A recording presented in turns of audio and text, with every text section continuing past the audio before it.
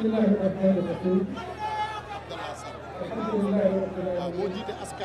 asalaamaaleykum wa rahmatullahi wa barakatuh mbokk yi ñu ngi leen di jégalu ci naaj bu tàng bi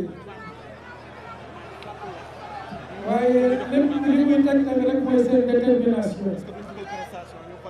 ak bëgg bu ngeen bëgg seen askan fii ñu ngi gis lu mel nii nga sànni sa bët ba mu jeex ay kawar yu ñuul rek ngay gis suñu yaakaar dafay gën a dëgg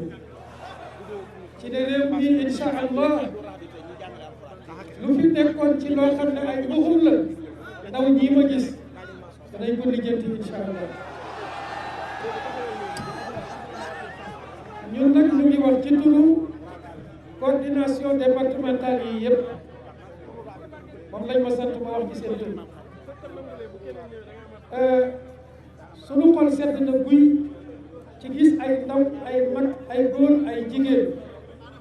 ci naaj bu tàng bii ci karo yi ay xale yu tuuti toog ci karo yi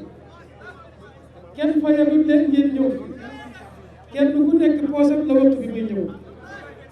ñu bëri ci yéen jaaru ci ndekki waxuma nag ay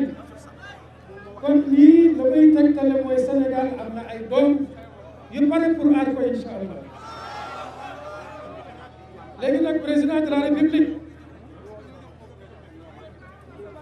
ñii say njaboot lañu dañu jóg pour libérer la ci lobby yi nga xam ne ñoo la imposé suñu assemblée nationale lii nga xam ne mooy agenda LGBT bii nga xam ne moom la ñuy commencé di ko lawal ci askan bi ndaw ñi mag ñi góor ñi jigéen ñi dañu jóg pour libérer leen yéen gouvernement bi dañu jóg pour libérer leen yéen ñi nga xam ne yéenay parlementaire yi bokk ci PGA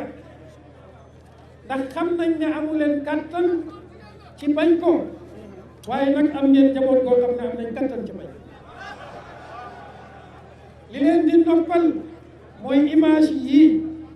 na ngeen ko jël wan ko adduna bi lépp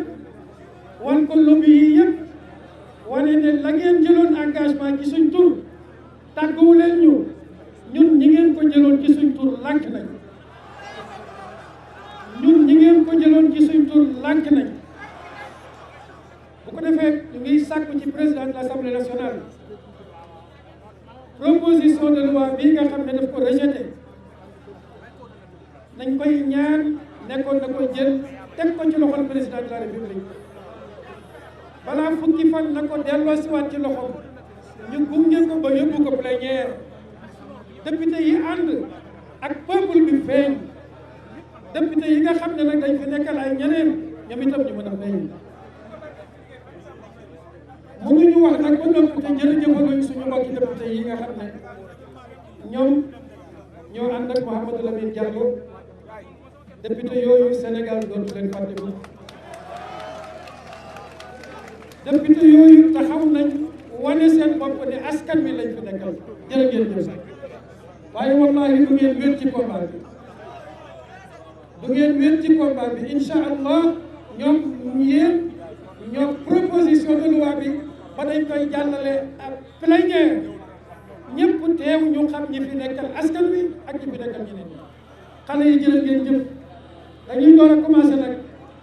lii du tuuti la journée bi dafa nekk benn journée bu historique